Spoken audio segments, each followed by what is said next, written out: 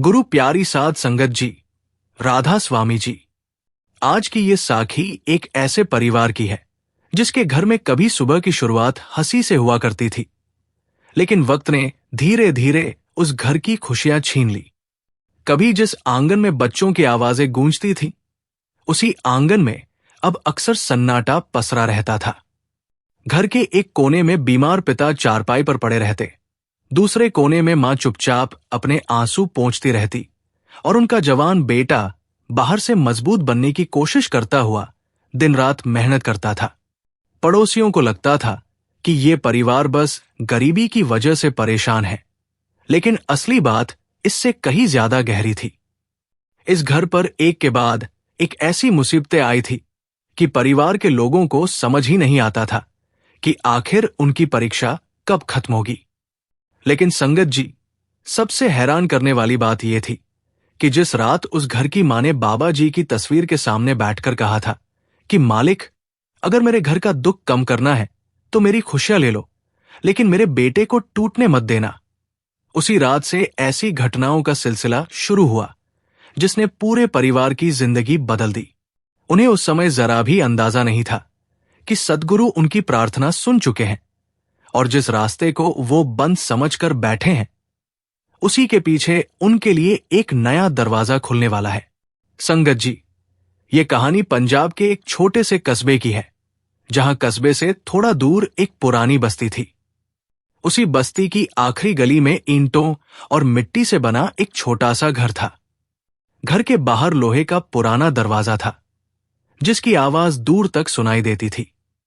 आंगन में एक पुरानी चारपाई पड़ी रहती थी और दीवार के सहारे एक छोटी सी लकड़ी की अलमारी थी। उसी अलमारी के ऊपर बाबा जी की तस्वीर रखी हुई थी।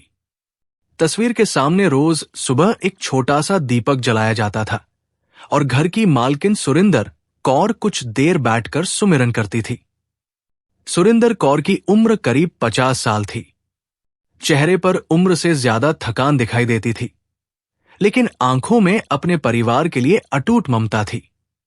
उनके पति हरनाम सिंह करीब 55 साल के थे और पूरी जिंदगी मेहनत मजदूरी करके परिवार का पेट पालते आए थे। उन्होंने कभी बड़ी बड़ी इच्छाएं नहीं की थी। उनकी सबसे बड़ी खुशी यही थी कि उनका बेटा मनप्रीत पढ़ लिख कर अपने पैरों पर खड़ा हो जाए और उनके घर में किसी चीज के लिए हाथ न फैलाना पड़े। मनप्रीत करीब 25 साल का जवान लड़का था। वो अपने माता पिता से बहुत प्यार करता था और अपने पिता को हमेशा अपना सबसे बड़ा सहारा मानता था। बचपन से उसने अपने पिता को मेहनत करते देखा था। गर्मी हो, सर्दी हो या बारिश, हरनाम सिंह सुबह जल्दी घर से निकल जाते और शाम तक मेहनत करके लौटते। कई बार मजदूरी कम मिलती, कई बार पूरा दिन काम नहीं मिलता, लेकिन उन्होंने कभी अपने बेटे के सामने अपनी परेशानी जाहिर नहीं की। जब मनप्रीत छोटा था और कभी कोई चीज मांगता तो हरनाम अपनी जरूरत रोककर बेटे की इच्छा पूरी करने की कोशिश करते। वो अक्सर कहा करते थे कि बेटा, जिंदगी में पैसा कमाना जरूरी है, लेकिन उससे भी जरूरी है कि इंसान अपना चरित्र साफ रखे, क्योंकि पैसा आज है और कल नहीं भी हो सकता, लेकिन आदमी का नाम उसके जाने के बाद भी लोगों को याद रहता है। मनप्रीत उस समय पिता की बातों का पूरा मतलब नहीं समझता था, लेकिन उन बातों को उसने अपने दिल में जरूर रख लिया था। समय धीरे धीरे गुजरता गया और मनप्रीत बड़ा होने लगा। उसने पढ़ाई पूरी करने की कोशिश की, लेकिन घर की हालत ऐसी थी कि ज्यादा पढ़ाई जारी रखना मुश्किल हो गया। उसने पिता से कहा कि अब वो भी काम करेगा और घर का खर्च संभालने में मदद करेगा। हरनाम ने बहुत समझाया कि बेटा तू पढ़ ले, मैं अभी काम कर सकता हूं, लेकिन मनप्रीत ने कहा कि बापू, जब घर की जरूरत मेरे सामने है तो मैं सिर्फ किताबों में बैठकर कैसे देख सकता हूं। आखिरकार उसने काम शुरू कर दिया। शुरू में वह एक दुकान पर सामान उठाने का काम करता था।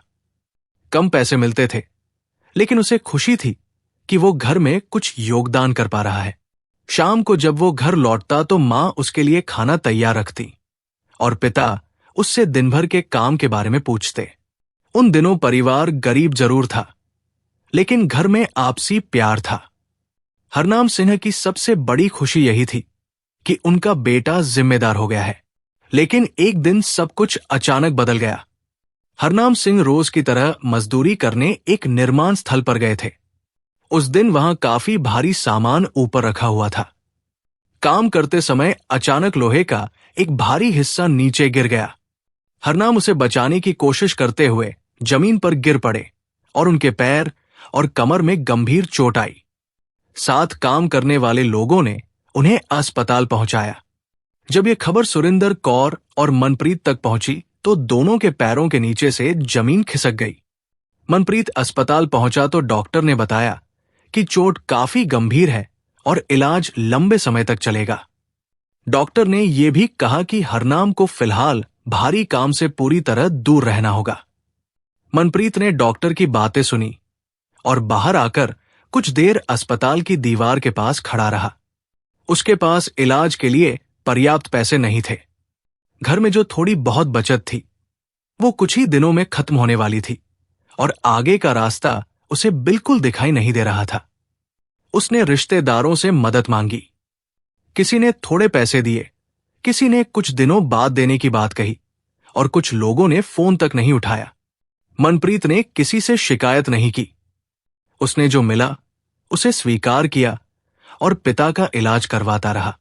सुरिंदर कौर अस्पताल के बिस्तर के पास बैठी रहती और बार बार बाबा जी की तस्वीर को याद करती।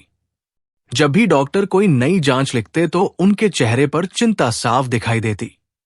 वो मन ही मन कहती कि मालिक, मेरे पति को ठीक कर दो, बाकी मैं किसी तरह संभाल लूंगी। लेकिन उन्हें पता था कि सिर्फ बीमारी ही उनकी समस्या नहीं थी। बीमारी के साथ घर की कमाई भी बंद हो चुकी थी। कुछ सप्ताह बाद हरनाम सिंह अस्पताल से घर लौट आए, लेकिन वो पहले जैसे नहीं रहे। उनके लिए कुछ कदम चलना भी मुश्किल हो गया था। जिस आदमी ने जिंदगी भर अपने परिवार को संभाला था, वही अब खुद दूसरे के सहारे बैठता था। शुरुआत में हरनाम अपने बेटे से बार बार कहते कि मनप्रीत, मेरे इलाज पर इतना पैसा मत खर्च कर, जितना है उसमें काम चला लो। लेकिन मनप्रीत हर बार यही कहता कि बापू, आप बस ठीक होने की सोचो, पैसों की चिंता मैं करूंगा। हरनाम बेटे की बात सुनकर चुप हो जाते, लेकिन उन्हें अंदर से ये चिंता खाई जा रही थी कि उनका बेटा अपनी पूरी जिंदगी उनकी बीमारी के कारण बर्बाद कर देगा। मनप्रीत ने पिता की जगह घर की जिम्मेदारी अपने कंधों पर ले ली। सुबह उठते ही वो पहले पिता की दवा देता, फिर मां के लिए जरूरी सामान लाता और उसके बाद काम की तलाश में निकल जाता। जिस दिन काम मिल जाता वो पूरा दिन मेहनत करता। जिस दिन काम नहीं मिलता वो एक दुकान से दूसरी दुकान और एक गोदाम से दूसरे गोदाम तक घूमता रहता। कई बार शाम हो जाती और उसकी जेब खाली रहती, लेकिन घर लौटते समय वो चेहरे पर चिंता नहीं दिखाता। मां पूछती कि आज काम कैसा रहा, तो वो मुस्कुराकर कहता कि ठीक था। सुरिंदर कौर समझती थी कि उनका बेटा सच नहीं बता रहा, लेकिन वो भी बेटे को और परेशान नहीं करना चाहती थी। एक रात की बात है। उस दिन मनप्रीत सुबह से शाम तक काम की तलाश में घूमता रहा था, लेकिन उसे कोई काम नहीं मिला। जेब में सिर्फ कुछ सिक्के थे। घर में भी राशन बहुत कम बचा था। जब वो घर पहुंचा तो मां ने पूछा कि बेटा खाना खाएगा। उसने कहा कि आज भूख नहीं है। सुरिंदर ने गौर से बेटे का चेहरा देखा और समझ गई कि वो भूखा है। उन्होंने अपनी थाली उसकी ओर बढ़ाते हुए कहा कि तू खा ले। मनप्रीत ने थाली वापस कर दी और कहा कि मां, आप खाओ। सुरिंदर ने कहा कि मुझे भूख नहीं है। इस बार मनप्रीत हल्का सा मुस्कुराया और बोला कि मां, आप भी मुझसे झूठ बोलती हो। मैं सुबह से भूखा हूं और आप दोपहर से ठीक से नहीं खाई हो, फिर भी कह रही हो कि भूख नहीं है। ये सुनते ही सुरिंदर की आंखों में आंसू आ गए। उन्होंने बेटे का हाथ पकड़कर कहा कि मुझे तेरी हालत देखकर डर लगता है। कहीं ऐसा न हो कि मेरे और तेरे पिता के कारण तू अपनी जिंदगी की सारी खुशियां भूल जाए। मनप्रीत ने मां का हाथ अपने हाथ में लेकर कहा कि मां, आप दोनों मेरे लिए बोझ नहीं हो। अगर आज मैं कुछ कर पा रहा हूं तो आपकी वजह से कर पा रहा हूं। आपने मुझे बचपन से सिखाया है कि अपने लोगों का साथ कभी नहीं छोड़ना चाहिए। अब अगर मैं मुश्किल समय में आप दोनों को छोड़ दूं तो फिर आपकी सारी सीख बेकार हो जाएगी। ये सुनकर सुरिंदर अपने बेटे को सीने से लगाकर रोने लगी। चारपाई पर लेटे हरनाम सिन्हा भी सब सुन रहे थे। उन्होंने अपना चेहरा दीवार की तरफ कर लिया ताकि पत्नी और बेटा उनकी आंखों में आए आंसू न देख सके। उस रात जब मनप्रीत और हरनाम सो गए तो सुरिंदर कौर धीरे से उठीन और बाबा जी की तस्वीर के सामने जाकर बैठ गई। घर में बिल्कुल सन्नाटा था। उन्होंने हाथ जोड़ लिए और काफी देर तक तस्वीर को देखती रही। फिर उनकी आंखों से आंसू बहने लगे। उन्होंने कहा, बाबा जी, मैंने आपसे कभी अपने लिए धन नहीं मांगा।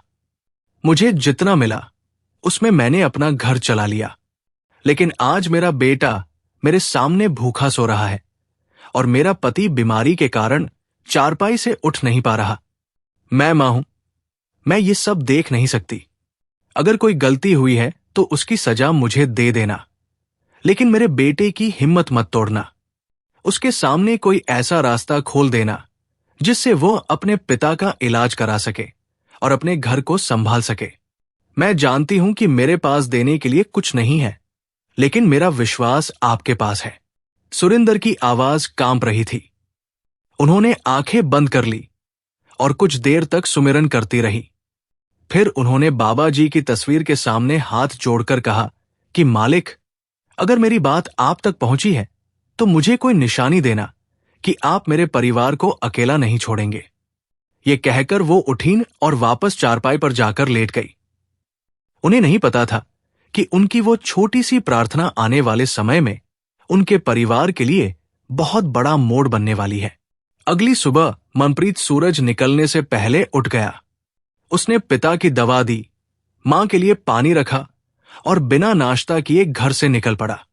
उसने तय कर लिया था कि आज चाहे उसे कितना भी कठिन काम क्यों न करना पड़े, वो खाली हाथ वापस नहीं आएगा। वो कस्बे की दूसरी तरफ गया, जहां एक बड़े गोदाम में मजदूरों की जरूरत थी। उसने मालिक से काम मांगा। मालिक ने उसे ऊपर से नीचे तक देखा और पूछा कि क्या वो भारी सामान उठा सकता है। मनप्रीत ने कहा कि जितना काम देंगे उतना कर लूंगा। उसे काम मिल गया।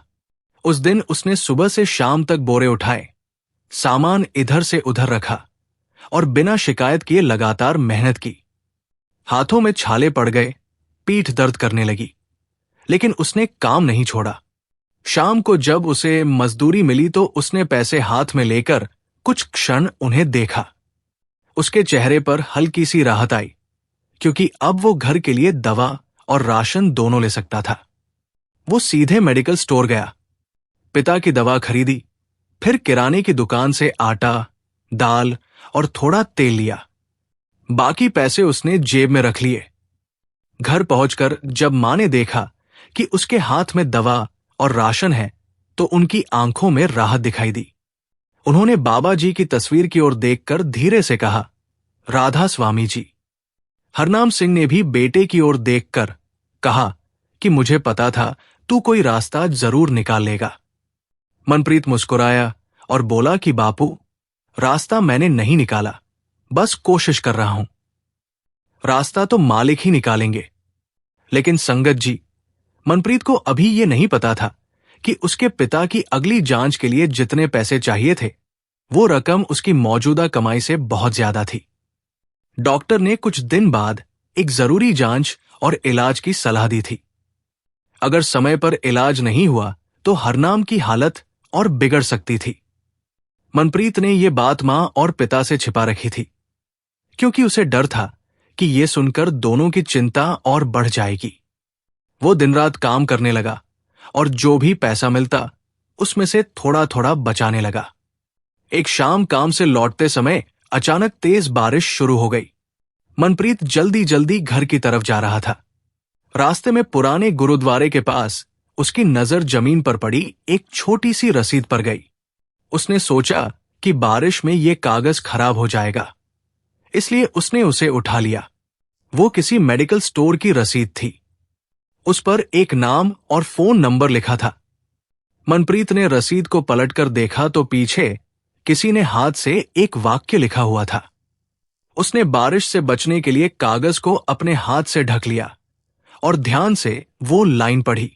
उस पर लिखा था, जिसे इसकी सबसे ज्यादा जरूरत है, ये उसके काम आ जाए। मनप्रीत कुछ पल तक उस वाक्य को देखता रहा। उसे समझ नहीं आया कि ये किसने लिखा था और इसका मतलब क्या था। उसने आसपास देखा, लेकिन वहां कोई ऐसा व्यक्ति दिखाई नहीं दिया जो उस रसीद को ढूंढ रहा हो। उसने सोचा कि शायद किसी जरूरतमंद की रसीद होगी और इसे वापस करना चाहिए, लेकिन रसीद पर लिखा फोन नंबर उसके मन में अटक गया। उसने कागज सावधानी से जेब में रखा और घर की ओर चल पड़ा। उस समय उसे सिर्फ इतना पता था कि उसके पिता के इलाज के लिए पैसे चाहिए, घर में राशन सीमित है और उसकी मां हर रात बाबा जी के सामने बैठकर रोती है। लेकिन उसे यह बिल्कुल नहीं पता था कि उसकी जेब में रखा वो छोटा सा कागज उसके परिवार की जिंदगी में आने वाली सबसे बड़ी खबर की शुरुआत बन चुका है। और शायद यही सद्गुरु की मेहर का तरीका होता है। जब इंसान को रास्ता दिखाई नहीं देता, तब वो किसी बड़े चमत्कार का शोर नहीं करते, बल्कि चुपचाप एक छोटी सी निशानी उसके रास्ते में रख देते हैं और देखते हैं कि उनका भक्त उस निशानी को पहचान पाता है या नहीं। मनप्रीत उस रसीद को लेकर घर पहुंच गया।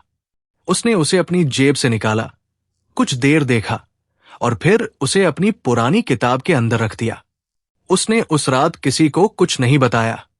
उसे लगा कि पहले खुद पता करेगा कि ये फोन नंबर किसका है और इस रसीद का उसके परिवार से क्या संबंध हो सकता है। लेकिन जैसे ही वो सोने के लिए लेटा, उसी समय उसके पिता की अचानक तबीयत बिगड़ गई। हरनाम सिंह ने तेज दर्द की शिकायत की और सुरिंदर घबराकर उठ बैठे। मनप्रीत तुरंत उनके पास गया। उसने पिता का हाथ पकड़ा और मां से कहा कि घबराओ मत, मैं अभी डॉक्टर को बुलाता हूं। बाहर रात गहरी हो चुकी थी। बारिश लगातार हो रही थी और आसपास कोई वाहन भी नहीं था। मनप्रीत घर से बाहर निकलने ही वाला था कि उसकी नजर मेज पर रखी उसी रसीद पर पड़ी। उसने एक पल के लिए बाबा जी की तस्वीर की ओर देखा, फिर उस रसीद पर लिखे फोन नंबर की ओर, और उसी क्षण उसके मन में पहली बार ये सवाल उठा कि कहीं ये कागज उसके घर की इसी परेशानी के लिए तो नहीं आया था। उसने कांपते हाथों से फोन उठाया और उस नंबर को देखने लगा। गुरु प्यारी साध संगत जी, राधा स्वामी जी। पिछली बात यहीं तक पहुंची थी कि मनप्रीत के पिता हरनाम सिंह की अचानक तबीयत बिगड़ गई थी और घर में घबराहट का माहौल बन गया था। बाहर तेज बारिश हो रही थी, रास्ते सुनसान थे और डॉक्टर तक पहुंचने का कोई आसान साधन नहीं था। मनप्रीत के हाथ में वो छोटी सी मेडिकल स्टोर की रसीद थी, जिसके पीछे लिखा था, जिसे इसकी सबसे ज्यादा जरूरत है, ये उसके काम आ जाए। उस समय तक मनप्रीत इस बात को महज एक संयोग समझ रहा था, लेकिन जैसे जैसे वो अपने पिता की हालत देख रहा था, उसके मन में एक अजीब सा विश्वास पैदा हो रहा था कि शायद ये कागज यूं ही उसके रास्ते में नहीं आया। उसने बाबा जी की तस्वीर की तरफ देखा, फिर अपनी मां की घबराई हुई आंखों को देखा और आखिरकार उस नंबर पर फोन मिला दिया। घंटी कुछ देर तक बजती रही, लेकिन किसी ने फोन नहीं उठाया। मनप्रीत ने दोबारा कोशिश की। इस बार भी कोई जवाब नहीं आया। उसने फोन नीचे रख दिया और अपने पिता के पास जाकर बैठ गया। हरनाम सिंह दर्द से परेशान थे और सुरिंदर कौर उनके माथे पर पानी की पट्टी रख रही थी। सुरिंदर बार बार कह रही थी कि बेटा किसी तरह डॉक्टर को बुला ला, लेकिन मनप्रीत के पास कोई साधन नहीं था। उसने बाहर जाकर पड़ोसी के दरवाजे पर दस्तक दी। पड़ोसी ने दरवाजा खोला तो मनप्रीत ने कहा कि बापू की तबीयत बहुत खराब है और अगर संभव हो तो किसी गाड़ी की व्यवस्था करवा दें। पड़ोसी ने बताया कि बारिश की वजह से सड़क पर पानी भर गया है और उसका जानकार ड्राइवर भी अभी बाहर गया हुआ है। मनप्रीत कुछ पल चुप रहा। उसे लगा जैसे सारे रास्ते एक साथ बंद हो गए हैं। वो वापस घर आया और बाबा जी की तस्वीर के सामने खड़ा हो गया। उसने हाथ जोड़कर कहा कि मालिक, आज मेरी परीक्षा मत लेना। मेरे पास पैसे नहीं है, कोई साधन नहीं है और मैं अपने पिता को इस हालत में नहीं देख सकता। अगर मेरी मेहनत में कमी है तो मुझे और मेहनत करने की ताकत देना, लेकिन आज मेरे पिता को बचाने का कोई रास्ता जरूर निकालना। सुरिंदर कौर अपने बेटे को देख रही थी। उन्होंने उसके कंधे पर हाथ रखा और कहा कि बेटा, घबराना मत, मालिक सब ठीक करेंगे। मनप्रीत ने मां की ओर देखा और कहा कि मां, मैं डर नहीं रहा, बस चाहता हूं कि बापू को कुछ न हो। उसी समय उसका फोन बजा। मनप्रीत ने तुरंत फोन उठाया। दूसरी तरफ से एक बुजुर्ग आदमी की आवाज आई। उन्होंने पूछा कि क्या ये मनप्रीत बोल रहा है। मनप्रीत ने कहा, जी।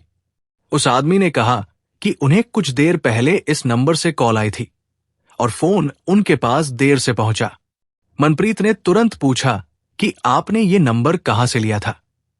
बुजुर्ग ने कहा कि ये नंबर उनका ही है और वो पास के कस्बे में एक मेडिकल स्टोर चलाते हैं। मनप्रीत ने अपनी परेशानी बताई और कहा कि उसके पिता की तबीयत बहुत खराब है। बुजुर्ग ने पूछा कि क्या डॉक्टर की जरूरत है। मनप्रीत ने कहा कि हां, लेकिन बारिश की वजह से वो अपने पिता को अस्पताल नहीं ले जा पा रहा। बुजुर्ग ने कुछ क्षण चुप रहकर कहा कि वो खुद डॉक्टर तो नहीं है, लेकिन उनके परिचित डॉक्टर पास के इलाके में रहते हैं और वो उनसे संपर्क करने की कोशिश करेंगे। मनप्रीत ने उनका धन्यवाद किया। फोन कटने के बाद उसने मां को बताया। सुरिंदर ने बाबा जी की तस्वीर की तरफ देखकर धीरे से कहा, राधा स्वामी जी। कुछ देर बाद उसी बुजुर्ग का फिर फोन आया। उन्होंने बताया कि डॉक्टर से बात हो गई है और डॉक्टर बारिश के बावजूद उनके घर आने की कोशिश करेंगे। मनप्रीत को विश्वास नहीं हुआ। उसने पूछा कि डॉक्टर हमारे घर तक कैसे आएंगे। बुजुर्ग ने कहा कि बेटा, जब जरूरत सच्ची हो तो रास्ता किसी न किसी तरह बन ही जाता है। कुछ देर बाद दूर से किसी वाहन की आवाज सुनाई दी। मनप्रीत तुरंत बाहर भागा। एक छोटी गाड़ी घर के सामने आकर रुकी और उसमें से एक डॉक्टर तथा वही बुजुर्ग व्यक्ति उतरे। मनप्रीत ने दोनों को अंदर बुलाया। डॉक्टर ने हरनाम सिंह की जांच की और कहा कि उनकी हालत चिंता वाली है, लेकिन अभी घबराने की जरूरत नहीं है। उन्होंने कुछ दवाइयां लिखी और कहा कि सुबह होते ही अस्पताल में जांच करानी होगी। मनप्रीत ने दवा की पर्ची हाथ में ली और मेडिकल स्टोर वाले बुजुर्ग की ओर देखा। बुजुर्ग ने कहा कि चिंता मत करो, दवा मैं अभी दे देता हूं। मनप्रीत ने पूछा कि पैसे कितने होंगे। बुजुर्ग ने कहा कि अभी पैसे की चिंता मत करो, पहले मरीज को ठीक करो। मनप्रीत की आंखों में आंसू आ गए। उसने कहा कि मैं आपका पैसा जरूर चुका दूंगा। बुजुर्ग मुस्कुराए और बोले कि बेटा, आज तुम्हें पैसे देने की जरूरत नहीं है। कुछ समय पहले मेरे पास भी ऐसी ही मजबूरी आई थी और उस समय किसी अनजान इंसान ने मेरी मदद की थी। उसने मुझसे कहा था कि जिस दिन तुम्हारे पास किसी की मदद करने का मौका आए, उस दिन पीछे मत हटना। आज शायद वही दिन है। मनप्रीत ने उनकी बात सुनी और कुछ कह नहीं पाया। उसने दोनों हाथ जोड़ दिए। रात धीरे धीरे बीत गई। डॉक्टर की दवा से हरनाम सिंह की हालत कुछ संभली। सुबह उन्हें अस्पताल ले जाया गया। जांच के बाद डॉक्टर ने बताया कि उन्हें तुरंत भर्ती करने की जरूरत नहीं है, लेकिन कुछ जरूरी इलाज और नियमित दवा करनी होगी। मनप्रीत ने खर्च पूछा तो रकम सुनकर उसके चेहरे की चिंता फिर लौट आई। इतनी रकम उसके लिए बहुत बड़ी थी। उसने डॉक्टर से कहा कि क्या ये इलाज कुछ दिनों बाद शुरू किया जा सकता है। डॉक्टर ने कहा कि जितना जल्दी हो सके उतना अच्छा होगा। मनप्रीत ने सिर झुका लिया। वापसी के रास्ते में उसकी मां ने कहा कि बेटा, अगर बहुत परेशानी है तो किसी से उधार मांग लेना। मनप्रीत ने कहा कि मां, मैं कोशिश करूंगा, लेकिन अब मैं किसी के सामने हाथ फैलाने से पहले अपनी पूरी ताकत लगाना चाहता हूं। सुरिंदर ने कहा कि मदद मांगना कमजोरी नहीं होती। कभी कभी मालिक किसी इंसान के हाथ से हमारी मदद करवाते हैं। मनप्रीत ने मां की ओर देखा और कहा कि शायद कल रात भी यही हुआ। घर लौटने के बाद मनप्रीत ने उस मेडिकल स्टोर वाले बुजुर्ग को फोन किया। उसने धन्यवाद दिया और कहा कि आपने मेरे पिता की बहुत मदद की। बुजुर्ग ने कहा कि बेटा, धन्यवाद मुझे नहीं, मालिक को देना। मैं तो सिर्फ एक माध्यम था। मनप्रीत ने पूछा कि आपने रसीद पर वो बात क्यों लिखी थी। बुजुर्ग कुछ देर चुप रहे और फिर बोले कि वो रसीद मेरी नहीं थी। कुछ महीने पहले एक गरीब आदमी मेरे मेडिकल स्टोर पर आया था। उसने अपनी दवा के पैसे पूरे नहीं होने पर मुझसे उधार लिया था। जाते समय उसने वही बात रसीद के पीछे लिखी थी कि अगर कभी ये रसीद किसी ऐसे इंसान के हाथ लगे जिसे इसकी जरूरत हो तो ये उसके काम आ जाए। उसने रसीद वही छोड़ दी थी और मैं उसे फेंकने वाला था, लेकिन जाने क्यों मैंने उसे संभाल कर रख लिया। मनप्रीत ने पूछा कि उस आदमी का नाम क्या था। बुजुर्ग ने कहा कि नाम तो मुझे याद नहीं, लेकिन उसने अपने पिता की दवा के लिए पैसे उधार लिए थे।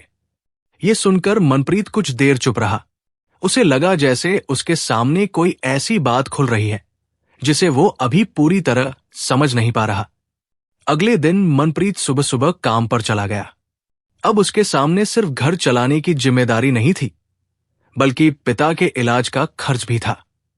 उसने तय किया कि वो दिन में गोदाम में काम करेगा और शाम को जहां अतिरिक्त काम मिलेगा वहां भी जाएगा। उसकी मां ने उसे रोकना चाहा, लेकिन उसने कहा कि अगर मैं मेहनत करूंगा तो शायद मालिक कोई रास्ता खोल देंगे।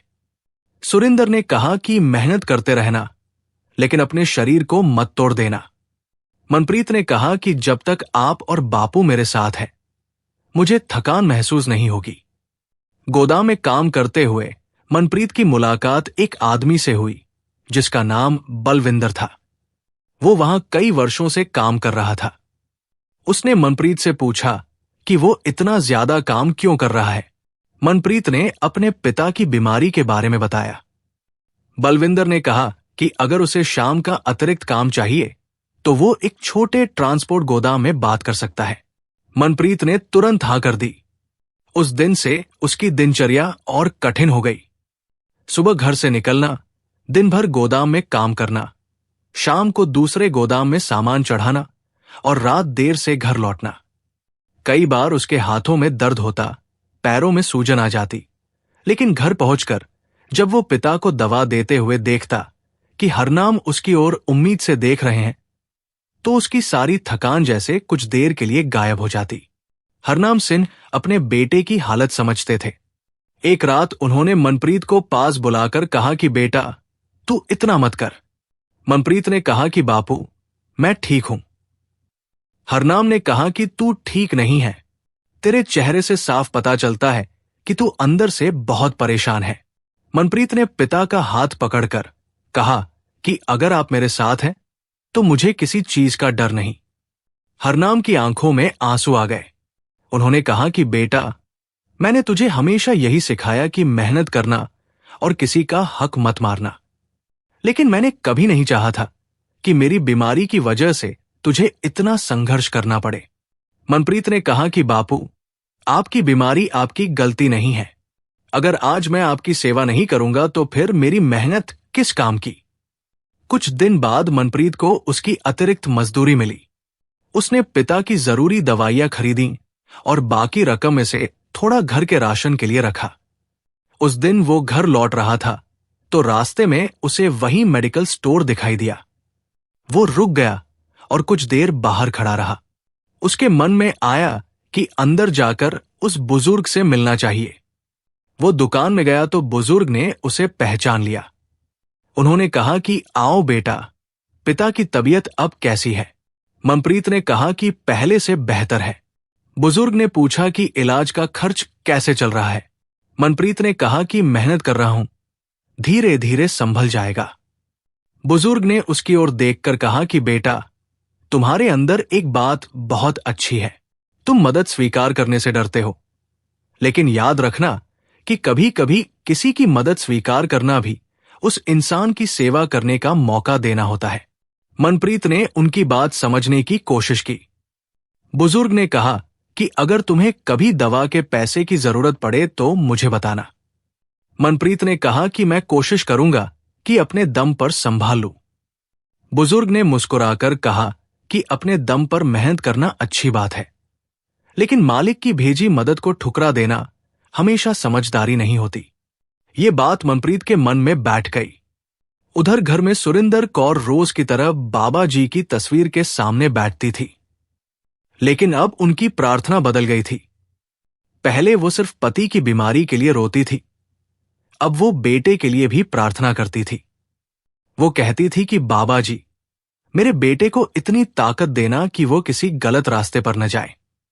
उसे पैसे की कमी हो सकती है, लेकिन उसके मन की गरीबी मत आने देना। उसके हाथ मेहनत करते रहें और उसका सिर आपके सामने झुका रहे। हरनाम सिंह भी उनकी बातें सुनते और कभी कभी आंखें बंद करके मन ही मन नाम लेते। एक रात मनप्रीत घर देर से लौटा। वो इतना थका हुआ था कि दरवाजे के पास बैठ गया। सुरिंदर ने उसके लिए पानी लाकर दिया। मनप्रीत ने पानी पीते हुए कहा कि मां, आज एक अजीब बात हुई। उसने मेडिकल स्टोर वाले बुजुर्ग की सारी बात मां को बता दी। सुरिंदर कुछ देर चुप रही। फिर उन्होंने कहा कि बेटा, हो सकता है मालिक ने किसी इंसान के हाथ से तुम्हारी मदद करवाई हो। मनप्रीत ने कहा कि मुझे भी ऐसा ही लग रहा है। सुरिंदर ने बाबा जी की तस्वीर की ओर देखा और बोली कि मैंने उस रात उनसे रास्ता मांगा था। शायद उन्होंने रास्ता दिखाना शुरू कर दिया है। उसी समय बाहर किसी ने दरवाजे पर दस्तक दी। मनप्रीत उठकर दरवाजे की ओर गया। दरवाजा खोलने पर सामने एक अनजान आदमी खड़ा था। उसकी उम्र करीब 60 साल थी। हाथ में एक पुराना बैग था और चेहरे पर गंभीरता थी। उसने मनप्रीत को देखते ही पूछा कि क्या यहां हरनाम सिंह रहते हैं। मनप्रीत ने कहा कि जी, आप कौन हैं? उस आदमी ने कहा कि मेरा नाम जगदीश है और मैं हरनाम को बहुत पुराने समय से जानता हूं। मनप्रीत ने उन्हें अंदर बुलाया। जगदीश ने चारपाई पर बैठे हरनाम को देखा तो कुछ क्षण तक चुप रहे। फिर उन्होंने कहा कि भाई, बहुत साल बाद मिलना हुआ। हरनाम सिंह ने उन्हें पहचानने की कोशिश की और अचानक उनके चेहरे पर हैरानी दिखाई दी। उन्होंने धीमी आवाज में कहा, जगदीश, तुम? जगदीश ने सिर हिलाया और कहा, हां हरनाम, मैं ही हूं। सुरिंदर और मनप्रीत दोनों एक दूसरे की ओर देखने लगे। उन्हें समझ नहीं आ रहा था कि ये आदमी कौन है और इतने वर्षों बाद अचानक उनके घर क्यों आया है। जगदीश ने अपना बैग नीचे रखा और कहा कि मैं यहां सिर्फ मिलने नहीं आया हूं। मेरे पास तुम्हारे लिए एक ऐसी बात है जो तुम्हें जानी चाहिए। हरनाम ने चिंतित होकर पूछा कि कैसी बात? जगदीश ने कहा कि कुछ साल पहले तुम्हारे साथ जो हुआ था वो शायद तुम्हें याद भी नहीं होगा, लेकिन उसी घटना का संबंध आज तुम्हारी इस हालत से है। हरनाम सिंह का चेहरा गंभीर हो गया। उन्होंने पूछा कि तुम क्या कहना चाहते हो? जगदीश ने कहा कि मैंने बहुत देर कर दी, लेकिन अब मुझे लगा कि सच बताने का समय आ गया है। मनप्रीत ध्यान से उसकी बात सुन रहा था। सुरिंदर ने बाबा जी की तस्वीर की ओर देखा। घर में अचानक एक अजीब सा सन्नाटा छा गया। बाहर बारिश की हल्की बूंदें फिर से गिरने लगी थी और जगदीश अपने बैग से एक पुराना लिफाफा निकाल रहा था। उसने वो लिफाफा हरनाम सिंह की ओर बढ़ाते हुए कहा, इसे खोलने से पहले एक बात याद रखना हरनाम, कभी कभी मालिक हमारी जिंदगी में किसी घटना को बहुत सालों तक छिपा कर रखते हैं, क्योंकि सही समय आने पर ही उसका मतलब समझ में आता है। हरनाम ने कांपते हाथों से लिफाफा पकड़ लिया और मनप्रीत को पहली बार महसूस हुआ कि उसके परिवार की परेशानियों के पीछे शायद सिर्फ बीमारी और गरीबी नहीं थी, बल्कि कोई ऐसी पुरानी बात भी थी जिसका सच अब धीरे धीरे उनके सामने आने वाला था। गुरु प्यारी साध संगत जी, राधा स्वामी जी, पिछली कड़ी में आपने सुना कि जिस घर में कई महीनों से दुख और परेशानी ने अपना डेरा डाल रखा था, वहां अचानक हरनाम सिंह से मिलने एक पुराना परिचित जगदीश आया था। उसके हाथ में एक पुराना लिफाफा था और उसने ऐसी बात कही थी जिसने हरनाम के चेहरे का रंग ही बदल दिया था। सुरिंदर कौर और मनप्रीत दोनों समझ नहीं पा रहे थे कि आखिर उस लिफाफे के अंदर ऐसा क्या है जिसे देखकर हरनाम इतने परेशान हो गए।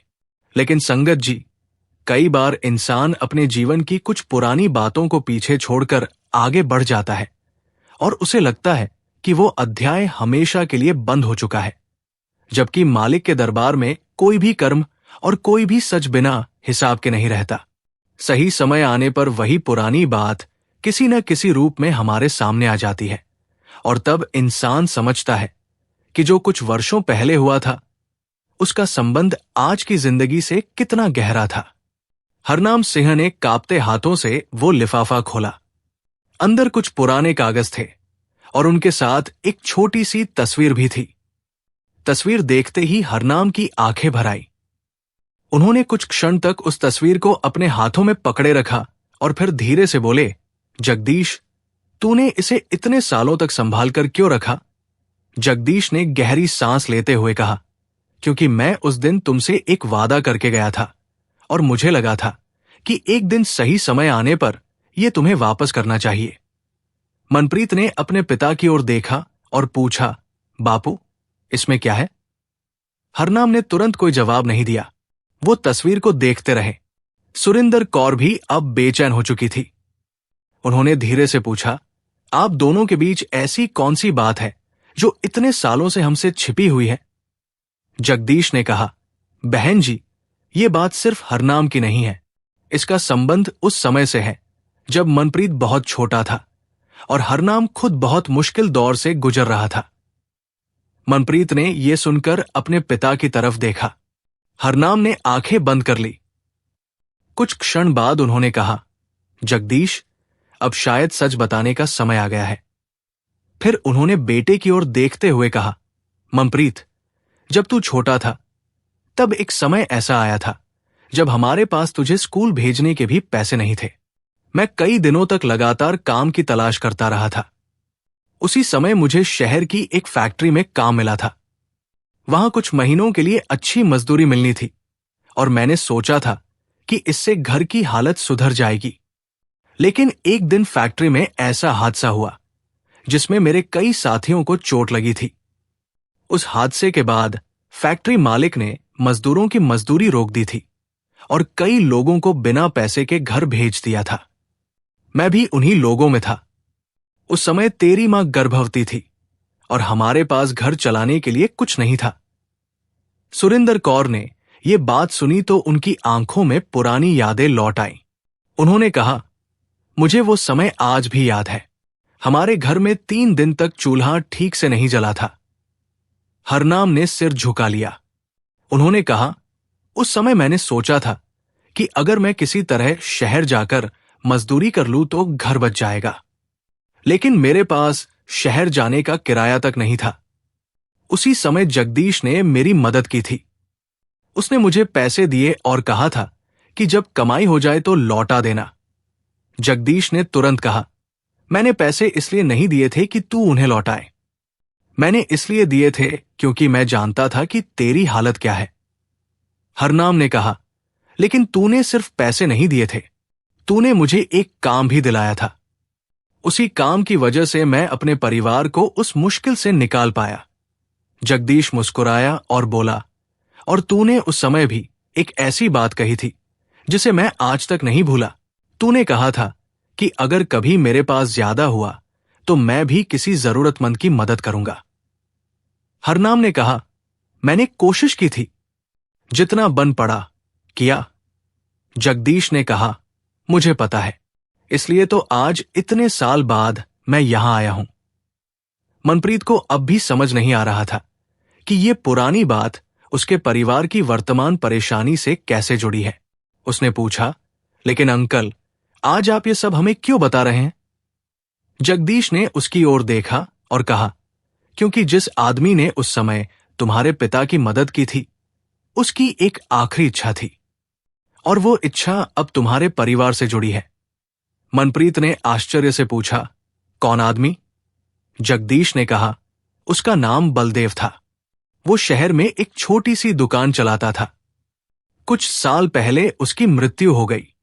जाने से पहले उसने अपने कुछ पुराने कागज मेरे पास छोड़े थे। उसने कहा था कि अगर कभी हरनाम से मुलाकात हो तो उसे जरूर देना। हरनाम ने तुरंत पूछा, बलदेव अब इस दुनिया में नहीं है? जगदीश ने सिर झुका दिया, नहीं, वो कुछ महीने पहले चला गया। हरनाम की आंखों में आंसू आ गए। उन्होंने कहा, वो बहुत अच्छा इंसान था। उसने मेरी जिंदगी के सबसे मुश्किल समय में मदद की थी, जगदीश ने कहा। और उसने जाते जाते कहा था कि इंसान की असली कमाई वही होती है जो वो किसी जरूरतमंद के लिए छोड़ जाता है। संगत जी, ये बात सुनकर मनप्रीत को उस मेडिकल स्टोर की रसीद याद आ गई। उसने तुरंत पूछा, क्या बलदेव जी कोई मेडिकल स्टोर चलाते थे? जगदीश ने कहा, हां, कई साल पहले उन्होंने मेडिकल स्टोर शुरू किया था। बाद में दुकान उनके बेटे ने संभाल ली। मनप्रीत के शरीर में जैसे एक झटका सा लगा। उसने तुरंत अपनी पुरानी किताब से वो रसीद निकाली और जगदीश के सामने रख दी। उसने कहा, क्या ये वही दुकान है? जगदीश ने रसीद देखी और कुछ क्षण चुप रहा। फिर उसने कहा, हां, ये उसी दुकान की रसीद है। मनप्रीत ने कहा, ये मुझे रास्ते में मिली थी। इसके पीछे एक लाइन लिखी थी कि जिसे इसकी सबसे ज्यादा जरूरत है, ये उसके काम आ जाए। जगदीश ने वो रसीद हाथ में ली और ध्यान से उसे देखा। फिर उसने कहा, ये लिखावट बलदेव की नहीं है, लेकिन ये उसी दुकान से जुड़ी हुई है। मनप्रीत ने पूछा, तो फिर इसे किसने लिखा? जगदीश ने कहा, मुझे नहीं पता, लेकिन अब मुझे लग रहा है कि शायद इस रसीद का तुम्हारे परिवार से जुड़ना सिर्फ संयोग नहीं है। सुरिंदर कौर बाबा जी की तस्वीर की तरफ देखने लगी। उन्होंने कहा, मैंने उस रात बाबा जी से रास्ता मांगा था और अगले दिन मेरे बेटे के हाथ में यही कागज आया। जगदीश कुछ नहीं बोला, वो भी तस्वीर की तरफ देखने लगा। फिर उसने कहा, बहन जी, मैं कोई चमत्कार की बात नहीं करूंगा, लेकिन जिंदगी में कुछ घटनाएं ऐसी होती हैं जिन्हें समझने में हमें बहुत समय लगता है। शायद ये भी वैसी ही घटना है।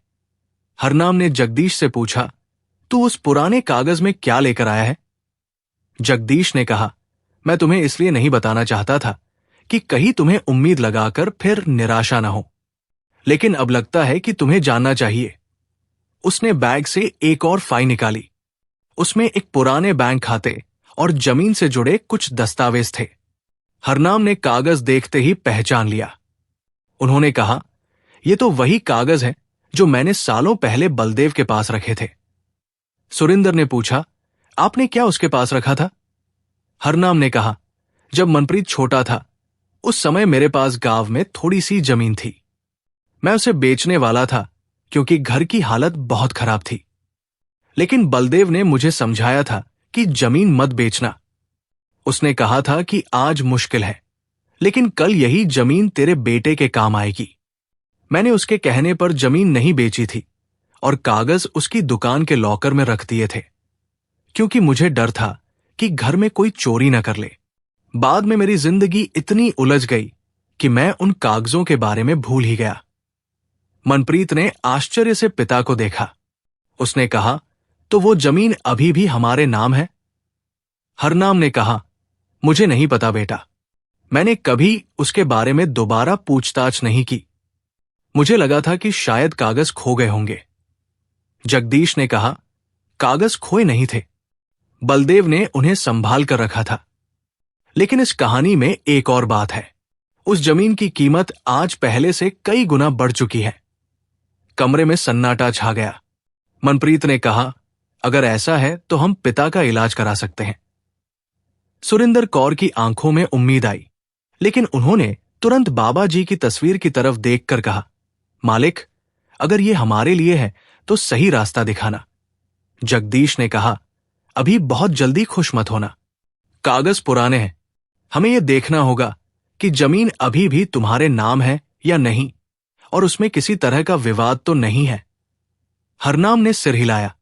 उन्होंने कहा, जगदीश, अगर इसमें कुछ निकल आया तो मैं सबसे पहले मनप्रीत के इलाज और घर की जरूरत पूरी करूंगा।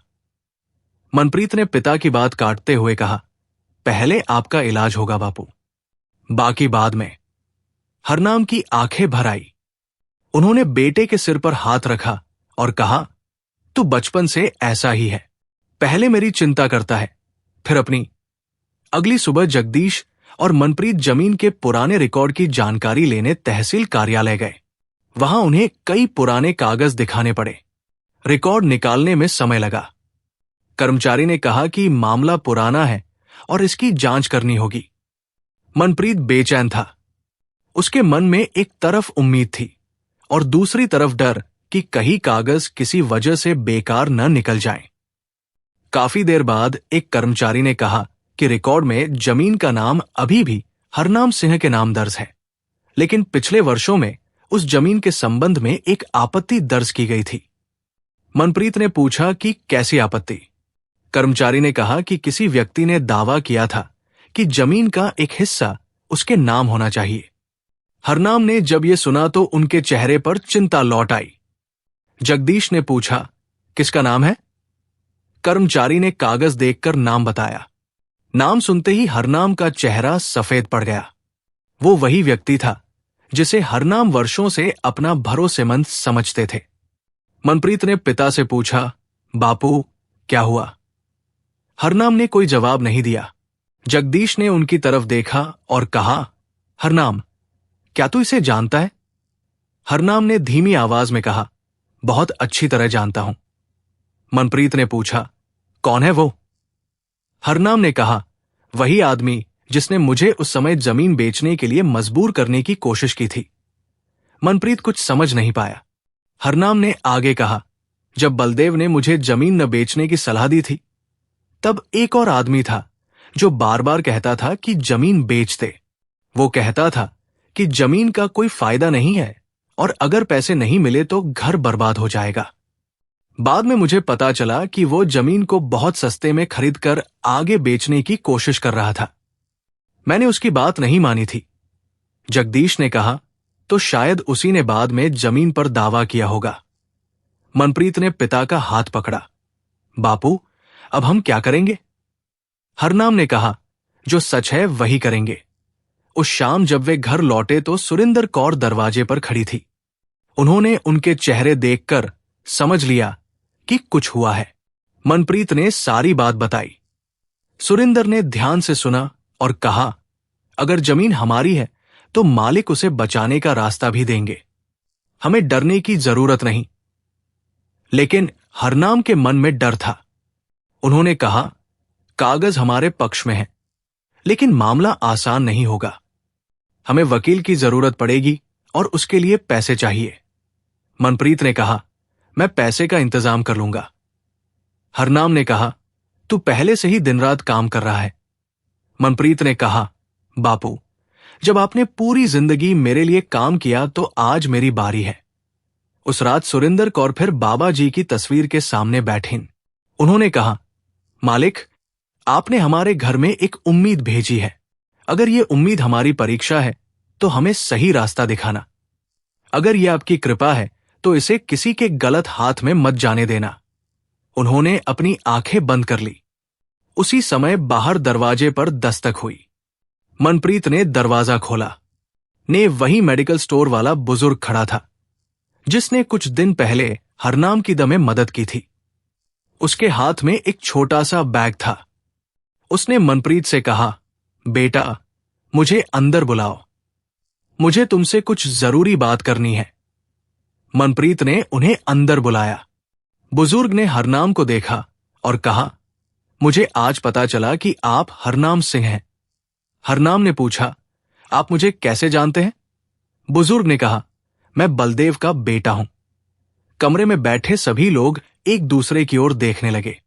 बुजुर्ग ने आगे कहा, मेरे पिता ने मरने से पहले मुझे एक बात कही थी। उन्होंने कहा था कि अगर कभी हरनाम सिंह या उसका परिवार तुम्हारे सामने आए तो उन्हें वह चीज जरूर देना जो मैंने उनके लिए संभाल कर रखी है। उन्होंने बैग खोला और उसमें से एक पुरानी डायरी निकाली।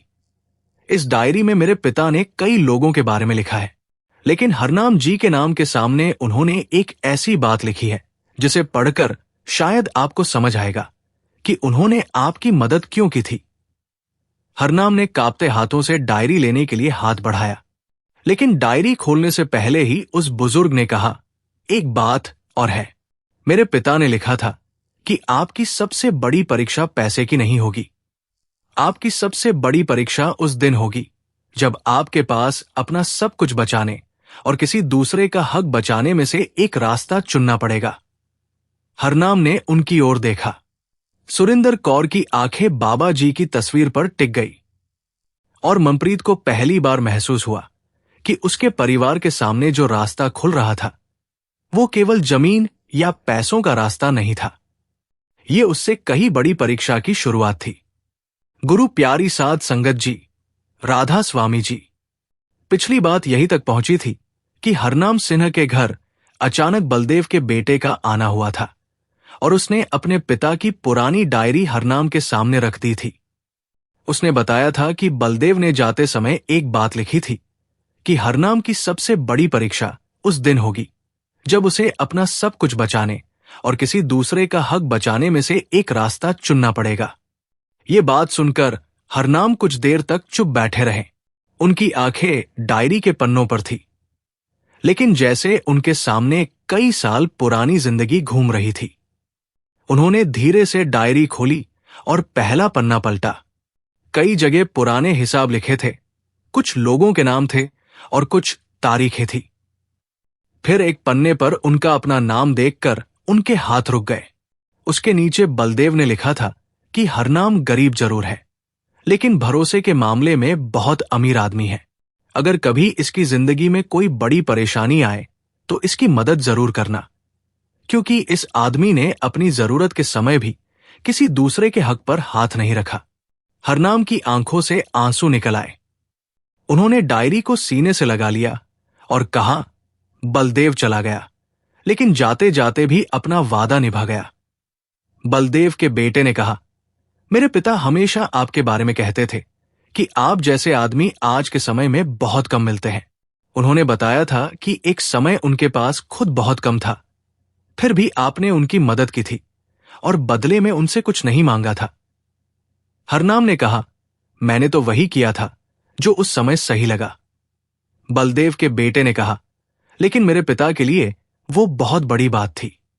उन्होंने कहा था कि इंसान की असली पहचान तब होती है जब उसके पास खुद कम हो और फिर भी वो किसी दूसरे के हिस्से का लेने से मना कर दे। मनप्रीत चुपचाप ये सब सुन रहा था। उसने पूछा, चाचा जी, क्या इस डायरी में जमीन के बारे में भी कुछ लिखा है? बलदेव के बेटे ने कहा, हां, और शायद इसी वजह से मैं आज आपके घर आया हूं। उसने डायरी का एक पन्ना खोला और बताया कि जब हरनाम ने जमीन बेचने से मना किया था, तब कुछ लोगों ने मिलकर उस जमीन के कागजों में गड़बड़ी करने की कोशिश की थी। बलदेव को इस बात का पता चल गया था। उसने सारे मूल दस्तावेज सुरक्षित रख लिए थे और एक वकील से भी सलाह ली थी, लेकिन अचानक उसकी तबीयत खराब होने के कारण वो इस मामले को आगे नहीं बढ़ा पाया। उसने अपने बेटे को कहा था कि अगर कभी हरनाम के परिवार को जमीन की जरूरत पड़े तो सारे दस्तावेज उन्हें वापस कर देना। मनप्रीत ने पूछा, क्या असली कागज आपके पास है? बलदेव के बेटे ने कहा, हां। उसने बैग से एक कपड़े में लिपटा हुआ पुराना बंडल निकाला और हरनाम के सामने रख दिया। हरनाम ने कागजों को देखा तो उनके चेहरे पर हैरानी फैल गई। उनमें जमीन की पुरानी रजिस्ट्री, भुगतान की रसीदें और कुछ ऐसे दस्तावेज थे जिनसे साफ पता चलता था कि जमीन हरनाम के नाम पर थी। मनप्रीत ने कागज हाथ में लेकर ध्यान से देखे। उसने कहा, अगर ये कागज सही है तो फिर उस आदमी ने दावा कैसे किया? बलदेव के बेटे ने कहा, मेरे पिता को शक था कि किसी ने नकली दस्तावेज बनवाने की कोशिश की है, इसलिए उन्होंने असली कागज संभाल कर रखे थे। हरनाम ने गहरी सांस ली। उन्होंने कहा, मुझे उस आदमी पर कभी भरोसा नहीं था, लेकिन मैं इतना जरूर जानता था कि वो मेरे पीछे पड़ा हुआ था।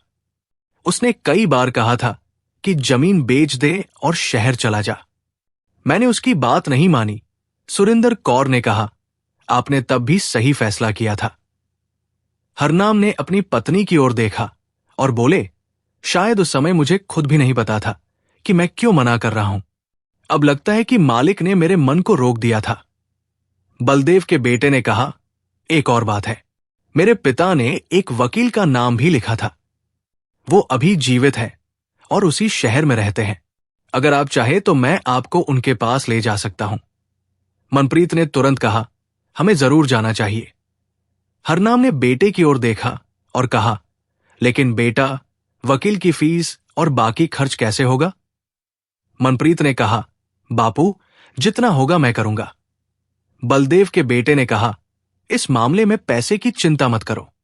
मेरे पिता ने जितना किया, मैं उसी भावना से आपकी मदद करूंगा। संगत जी, कभी कभी मालिक हमारी मदद सीधे हमारे हाथ में पैसे रखकर नहीं करते। वो हमारे जीवन में ऐसे लोग भेज देते हैं जिनका हमारे साथ कोई खून का रिश्ता नहीं होता, लेकिन मुश्किल समय में वही अपने से भी ज्यादा अपने बन जाते हैं। मनप्रीत को उस रात यही महसूस हो रहा था। कुछ दिनों पहले तक उसे लगता था कि उसके पास अपने पिता का इलाज कराने के लिए पर्याप्त पैसा भी नहीं है, लेकिन अब एक एक करके ऐसे रास्ते सामने आ रहे थे जिनकी उसने कल्पना तक नहीं की थी।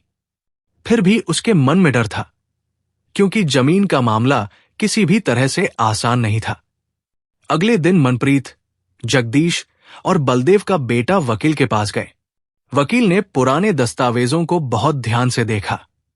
उन्होंने कई जगह तारीखें मिलाई और फिर कहा, इन कागजों के आधार पर हरनाम सिन्हा का दावा मजबूत है, लेकिन जिस व्यक्ति ने जमीन पर आपत्ति दर्ज कराई है, उसने अगर नकली दस्तावेज लगाए हैं तो उसकी जांच जरूरी होगी। मनप्रीत ने पूछा, क्या जमीन बच सकती है? वकील ने कहा, अगर मूल दस्तावेज सही है और रिकॉर्ड में नाम भी हरनाम सिन्हा का है तो घबराने की जरूरत नहीं है, लेकिन आपको हर कदम कागज के साथ उठाना होगा। मनप्रीत ने राहत की सांस ली। उसने उसी समय पिता को फोन करके बताया। हरनाम ने कहा, बेटा, पहले अपनी मां को बता, वो सुबह से चिंता कर रही होगी। मनप्रीत ने मां को फोन किया और कहा कि वकील ने कहा है कि हमारे कागज मजबूत है। सुरेंद्र कौर ने बाबा जी की तस्वीर की ओर देखकर कहा, राधा स्वामी जी। उनकी आवाज में पहली बार कई दिनों बाद सुकून था। लेकिन उसी शाम एक नया झटका आया। जिस व्यक्ति ने जमीन पर दावा किया था, उसे पता चल गया कि हरनाम के पास पुराने मूल दस्तावेज मौजूद हैं। उसने तुरंत अपने लोगों को भेजकर धमकी भरा संदेश भिजवाया कि अगर हरनाम जमीन का मामला आगे बढ़ाएगा तो उसे बहुत नुकसान उठाना पड़ेगा। मनप्रीत ने ये बात सुनी तो उसका खून खौल उठा। उसने कहा, मैं किसी से डरने वाला नहीं हूं। हरनाम ने उसे रोकते हुए कहा, गुस्से में कोई फैसला मत लेना। हमारा रास्ता सच का है और सच के साथ धैर्य भी चाहिए। सुरेंद्र कौर ने भी बेटे को समझाया कि किसी के गलत काम का जवाब गलत तरीके से देना सही नहीं होगा। उन्होंने कहा, बेटा, बाबा जी के सामने हमने रास्ता मांगा है। अब अगर रास्ता मिल रहा है तो हमें अपना मन भी साफ रखना होगा। मनप्रीत ने सिर झुका लिया। वो जानता था कि मां सही कह रही है। उस रात हरनाम बहुत देर तक जागते रहे। उन्होंने मनप्रीत को अपने पास बुलाया और कहा, बेटा, अगर कभी ऐसा समय आए कि इस जमीन को बचाने के लिए तुझे किसी गलत आदमी से समझौता करना पड़े तो मत करना। जमीन चली जाए तो मेहनत करके फिर कुछ बना लेंगे, लेकिन अगर हमारा चरित्र चला गया तो फिर कुछ नहीं बचेगा। मनप्रीत ने पिता का हाथ पकड़कर कहा, बापू, आपने मुझे यही तो सिखाया है। मैं किसी के गलत पैसे या गलत कागज से अपना घर नहीं बचाऊंगा। हरनाम ने बेटे की तरफ देखकर कहा, आज मुझे लगता है कि मेरी जिंदगी की सबसे बड़ी कमाई तू है। मनप्रीत की आंखें भर आई। कुछ दिन बाद जमीन के मामले की सुनवाई के लिए तारीख तय हुई। मनप्रीत को काम से छुट्टी लेनी पड़ी। उसने जितने पैसे बचाए थे उनमें से कुछ यात्रा और वकील के खर्च में लगाने पड़े। घर की हालत फिर से तंग होने लगी। पिता की दवाइयां भी चल रही थी और मां की अपनी जरूरतें भी थी। लेकिन अब मनप्रीत को उम्मीद थी कि अगर जमीन का मामला सही तरीके से हल हो गया तो परिवार की बड़ी परेशानी दूर हो सकती है। सुनवाई वाले दिन हरनाम को भी साथ जाना था, लेकिन उनकी तबीयत ठीक नहीं थी। मनप्रीत ने कहा कि बापू घर पर रहें, मैं और वकील सब संभालेंगे। हरनाम ने कहा, नहीं बेटा, ये जमीन सिर्फ कागज नहीं है, ये हमारे परिवार की निशानी है। मैं खुद जाऊंगा। आखिरकार मनप्रीत ने उन्हें संभालकर गाड़ी में बैठाया और सभी शहर की ओर निकल गए। वहां पहुंचकर विरोधी पक्ष भी मौजूद था। उसके साथ 2 लोग और एक वकील था। जैसे ही उसने हरनाम को देखा, उसके चेहरे पर घबराहट दिखाई दी। शायद उसे उम्मीद नहीं थी कि हरनाम के पास इतने पुराने मूल दस्तावेज मौजूद होंगे। वकील ने एक एक करके सारे कागज पेश किए। रिकॉर्ड की जांच हुई, तारीखें मिलाई गई, पुराने हस्ताक्षर देखे गए। कुछ समय बाद अधिकारी ने कहा कि प्रस्तुत दस्तावेजों की प्राथमिक जांच में हरनाम सिंह का दावा सही दिखाई देता है और विरोधी पक्ष के कुछ कागजों की अलग से जांच की जरूरत होगी। मनप्रीत ने यह सुनकर अपनी आंखें बंद कर ली। उसके मन में सिर्फ एक ही बात आई, मालिक, आपने रास्ता खोल दिया। लेकिन मामला अभी पूरी तरह समाप्त नहीं हुआ था। अधिकारी ने कहा कि अंतिम निर्णय से पहले पुराने रिकॉर्ड और दस्तावेजों की विस्तृत जांच होगी। इसका मतलब था कि परिवार को अभी और इंतजार करना पड़ेगा। हरनाम निराश नहीं हुए। उन्होंने कहा, बेटा, जितना समय लगेगा लगे, हम गलत रास्ता नहीं अपनाएंगे। वापसी के रास्ते में हरनाम की तबीयत अचानक फिर बिगड़ गई। मनप्रीत ने तुरंत गाड़ी रुकवाई और पिता को पानी दिया। सुरिंदर कौर ने उनके माथे पर हाथ रखा। उन्होंने बाबा जी का नाम लिया। मनप्रीत घबरा गया। उसने कहा, बापू, आपको अस्पताल ले चलते हैं। हरनाम ने कहा, पहले घर चल बेटा, मैं ठीक हूं। लेकिन मनप्रीत ने उनकी बात नहीं मानी और उन्हें अस्पताल ले गया। डॉक्टर ने जांच करके कहा कि तनाव और कमजोरी के कारण उनकी हालत बिगड़ी है। कुछ दवाइयां दी गई और आराम करने को कहा। डॉक्टर ने यह भी बताया कि अगर हरनाम का नियमित इलाज नहीं हुआ तो उनकी हालत गंभीर हो सकती है। मनप्रीत ने पूछा कि इलाज का खर्च कितना आएगा। डॉक्टर ने रकम बताई तो वो कुछ क्षण चुप रहा। उसके पास अब बहुत कम पैसे बचे थे। वो अस्पताल के बाहर बैठ गया। उसने जेब से फोन निकाला और कई लोगों के नंबर देखने लगा। किससे मदद मांगे, किससे उधार ले, उसे किसी से शिकायत नहीं थी। लेकिन वो बार बार ये सोच रहा था कि हर बार परीक्षा उसके घर पर ही क्यों आती है। भी उसकी नजर सामने लगी बाबा जी की एक तस्वीर पर पड़ी। अस्पताल के एक छोटे से प्रार्थना कक्ष के बाहर वो तस्वीर रखी थी। मनप्रीत उठकर वहां गया और कुछ देर तस्वीर के सामने खड़ा रहा। उसने कहा, मालिक, मैं थक गया हूं, लेकिन हारना नहीं चाहता। मेरे पिता की जिम्मेदारी मेरे ऊपर है। अगर मेरी परीक्षा ले रहे हो तो मुझे इतना बल देना कि मैं सही रास्ते से न हटूं। वो वापस अस्पताल की ओर जाने लगा। उसी समय उसके फोन पर एक अनजान नंबर से कॉल आई। उसने फोन उठाया। दूसरी तरफ एक आदमी ने कहा, क्या आप मनप्रीत बोल रहे हैं? मनप्रीत ने कहा, जी। आदमी ने कहा, मुझे आपका नंबर एक पुराने कागज से मिला है। मुझे आपसे जरूरी बात करनी है। मनप्रीत ने पूछा, किस बारे में? आदमी ने कहा, आपके पिता हरनाम सिंह और उनकी जमीन के बारे में। मनप्रीत का दिल तेजी से धड़कने लगा। उसने पूछा, आप कौन हैं? आदमी ने अपना नाम बताया। नाम सुनते ही मनप्रीत कुछ क्षण के लिए बिल्कुल शांत हो गया। वो वही नाम था जिसका जिक्र उसके पिता ने कई साल पहले किया था और जिसके बारे में हरनाम ने हमेशा कहा था कि उस आदमी पर कभी भरोसा नहीं करना चाहिए। मनप्रीत ने पूछा, आपको मेरे पिता के बारे में क्या पता है? आदमी ने कहा, जो मैं बताने वाला हूं वो अगर आपके पिता को अभी पता चला तो शायद उनकी तबीयत और बिगड़ जाए। लेकिन अगर आपने इसे सही समय पर समझ लिया तो आपके परिवार की बहुत बड़ी परेशानी खत्म हो सकती है। मनप्रीत ने कहा, आप साफ साफ बताइए। आदमी ने कहा, आपके पिता की जमीन के कागजों में जो गड़बड़ी हुई थी वो सिर्फ एक आदमी का काम नहीं था। इसमें ऐसे लोग शामिल थे जिन पर आपके पिता ने कभी भरोसा किया था। मनप्रीत चुप रहा। आदमी ने आगे कहा, और सबसे बड़ी बात यह है कि आपके पिता ने सालों पहले जिस आदमी की मदद की थी उसी आदमी ने बाद में उनके खिलाफ एक ऐसा कदम उठाया था जिसकी वजह से आज तक ये मामला उलझा हुआ है। मनप्रीत ने पूछा, आप ये सब मुझे क्यों बता रहे हैं? दूसरी तरफ से कुछ क्षण खामोशी रही। फिर वो आदमी बोला, क्योंकि अब मेरे पास वो सबूत है जो आपके पिता के पास कभी नहीं था। मनप्रीत के हाथ में फोन कांपने लगा। उसने पूछा, कौन सा सबूत? आदमी ने कहा, कल सुबह पुराने बस अड्डे के पास मिलो, मैं तुम्हें सब कुछ दूंगा, लेकिन अकेले आना। फोन कट गया। मनप्रीत कुछ देर वही खड़ा रहा। उसके सामने पिता अस्पताल के कमरे में थे। घर में मां उसकी राह देख रही थी और अब उसके सामने जमीन के पुराने मामले का एक नया राज खड़ा था।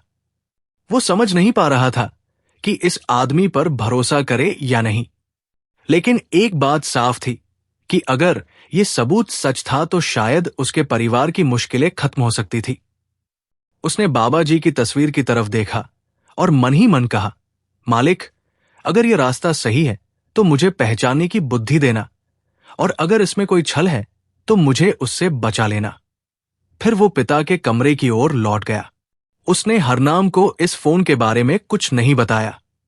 वो जानता था कि अभी पिता की हालत ऐसी नहीं थी कि उन्हें और चिंता दी जाए।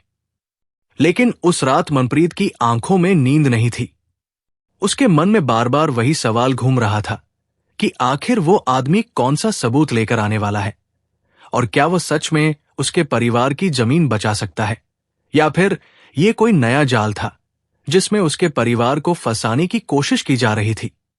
पिछली कड़ी में आपने सुना कि मनप्रीत के सामने अचानक एक अनजान आदमी का फोन आया था, जिसने दावा किया था कि उसके पास हरनाम सिंह की जमीन से जुड़ा ऐसा सबूत है जो पूरे मामले की सच्चाई सामने ला सकता है। उसने मनप्रीत को अगले दिन पुराने बस अड्डे के पास अकेले मिलने के लिए बुलाया था। मनप्रीत पूरी रात इसी उलझन में रहा कि आखिर वो आदमी कौन है, उसके पास ऐसा कौन सा सबूत है, और क्या वो सच में उसके परिवार की मदद करना चाहता है, या फिर ये कोई नया जाल है। एक तरफ उसके पिता अस्पताल में थे, दूसरी तरफ मां घर पर अकेली चिंता कर रही थी, और तीसरी तरफ जमीन का मामला दिन ब दिन उलझता जा रहा था। लेकिन संगत जी, जब इंसान की जिंदगी में चारों तरफ से रास्ते बंद दिखाई देने लगते हैं, तभी सद्गुरु ऐसी जगह से रास्ता निकालते हैं जहां इंसान की नजर भी नहीं जाती।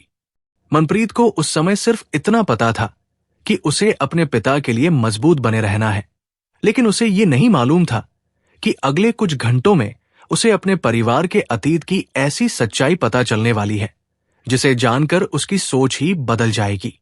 अगली सुबह सूरज निकलने से पहले ही मनप्रीत अस्पताल पहुंच गया।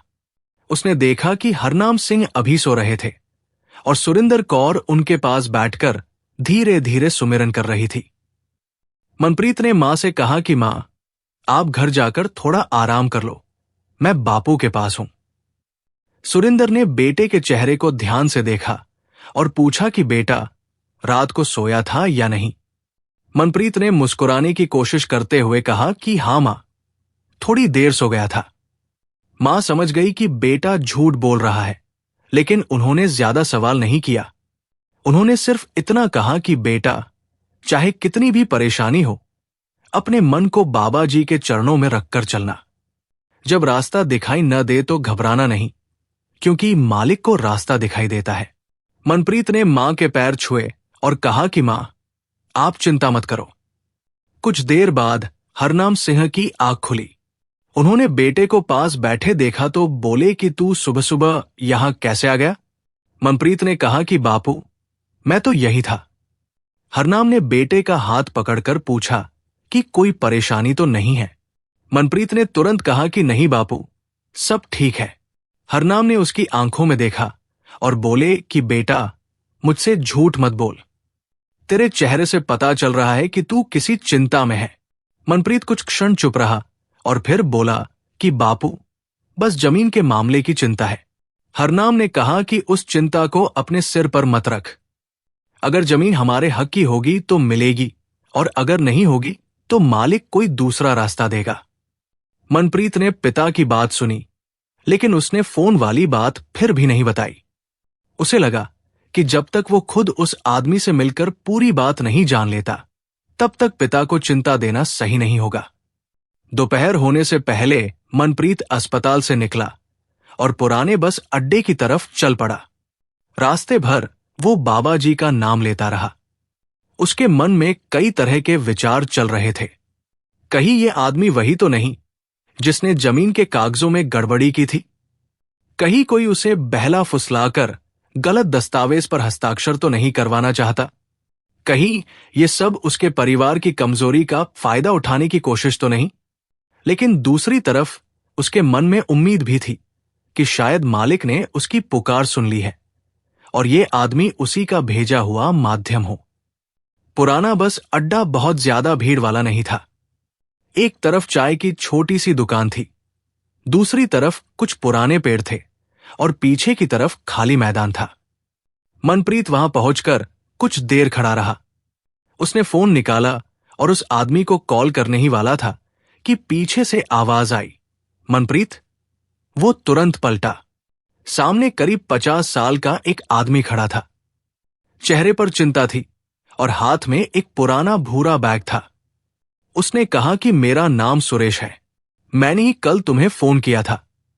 मनप्रीत ने पूछा कि आपके पास मेरे पिता के बारे में क्या सबूत है। सुरेश ने इधर उधर देखा और कहा कि पहले यहां से थोड़ा दूर चलो। मनप्रीत ने कहा कि मुझे अपने पिता की हालत की चिंता है और मेरे पास ज्यादा समय नहीं है। सुरेश ने कहा कि मैं तुम्हारा समय बर्बाद नहीं करूंगा, लेकिन जो बात मैं बताने वाला हूं उसे सुनने के बाद तुम्हें समझ आएगा कि मैंने तुम्हें अकेले क्यों बुलाया। दोनों बस अड्डे के पीछे एक शांत जगह पर जाकर बैठ गए। सुरेश ने बैग खोला और उसमें से कुछ पुराने कागज निकाले। उसने कहा कि ये कागज मुझे कई साल पहले मिले थे। मैं उस समय उस व्यक्ति के साथ काम करता था जिसने तुम्हारे पिता की जमीन पर दावा किया है। मनप्रीत ने पूछा कि आप उसके साथ क्या काम करते थे। सुरेश ने कहा कि मैं उसके दफ्तर में हिसाब किताब देखता था। उस समय मुझे पता चला कि कुछ जमीनों के कागजों में बदलाव किए जा रहे थे।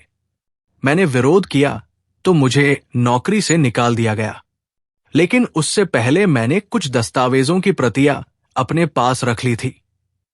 मनप्रीत ने पूछा कि उन कागजों में मेरे पिता का नाम क्यों है।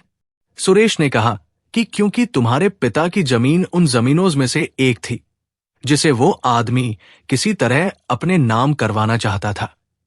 उसने कहा था कि हरनाम गरीब है, उसे कागजों की समझ नहीं है और अगर सही समय पर दबाव डाला जाए तो वो जमीन बेच देगा या कोई दस्तावेज साइन कर देगा। मनप्रीत की आंखों में गुस्सा आ गया। उसने कहा कि उसने मेरे पिता के साथ ऐसा करने की कोशिश की थी। सुरेश ने कहा कि हां, लेकिन तुम्हारे पिता ने कभी गलत कागज पर हस्ताक्षर नहीं किए। फिर सुरेश ने एक पुराना दस्तावेज निकाला।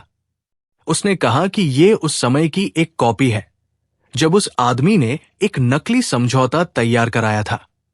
उसमें लिखा था कि हरनाम सिंह जमीन का एक हिस्सा उसे बेचने के लिए तैयार हो गया है, लेकिन असली बात यह है कि हरनाम ने ऐसा कोई समझौता कभी नहीं किया था।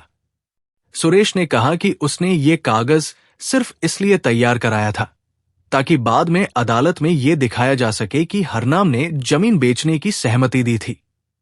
मनप्रीत ने कागज हाथ में लिया। उसके हाथ कांपने लगे। उसने कहा कि अगर यह सच है तो इतने सालों से ये आदमी हमारे पीछे क्यों पड़ा हुआ है। सुरेश ने कहा कि क्योंकि जमीन की कीमत अब बहुत बढ़ गई है।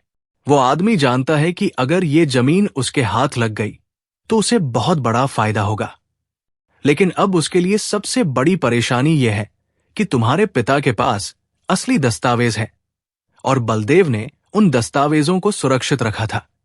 मनप्रीत ने कहा कि बलदेव जी ने ये सब क्यों नहीं बताया। सुरेश ने कहा कि शायद वो बताना चाहते थे लेकिन उन्हें मौका नहीं मिला। फिर उसने एक और कागज निकाला और कहा कि ये बलदेव की लिखावट है। इसमें उन्होंने लिखा था कि अगर कभी हरनाम के परिवार को ये मामला दोबारा परेशान करे तो उन्हें सच जरूर बताया जाए। मनप्रीत ने उस कागज को पढ़ा और उसकी आंखों से आंसू निकल आए। उसे अचानक याद आया कि उसकी मां ने कितनी रातें बाबा जी की तस्वीर के सामने बैठकर रोते हुए बिताई थी। सुरेश ने कहा कि मैं ये सब तुम्हें पैसे के लिए नहीं बता रहा, मैं सिर्फ इसलिए आया हूं क्योंकि कई साल पहले मैंने डर की वजह से चुप्पी साध ली थी।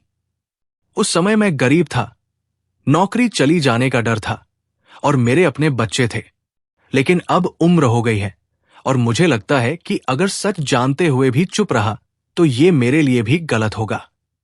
मनप्रीत ने उसकी तरफ देखकर कहा कि आपने आज सच बता दिया। यही बहुत बड़ी बात है। सुरेश ने कहा कि अभी एक बात बाकी है। उसने बैग से एक छोटी सी पेन ड्राइव निकाली। मनप्रीत ने पूछा कि इसमें क्या है। सुरेश ने कहा कि इसमें उस पुराने दफ्तर के कुछ रिकॉर्ड हैं।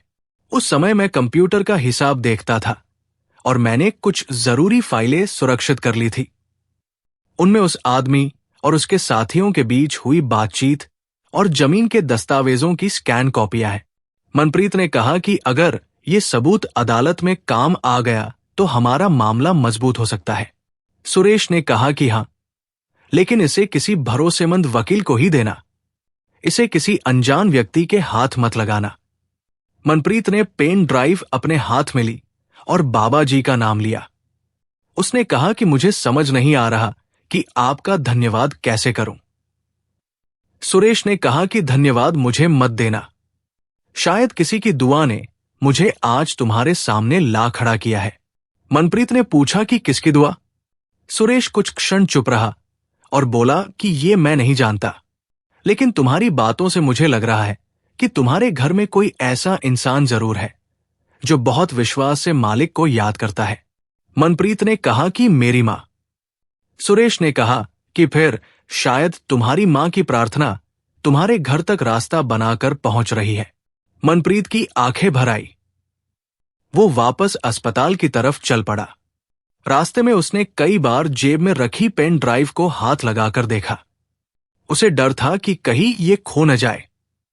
अस्पताल पहुंचते ही उसने देखा कि उसकी मां बाबा जी की तस्वीर वाली छोटी सी किताब हाथ में लेकर बैठी थी। मनप्रीत उनके पास बैठ गया। सुरिंदर ने पूछा कि बेटा, मिल आया उस आदमी से? मनप्रीत ने कहा कि हां मां। उन्होंने पूछा कि क्या कहा उसने? मनप्रीत ने कुछ पल सोचा और फिर कहा कि मां, शायद मालिक ने हमारे लिए एक रास्ता भेजा है।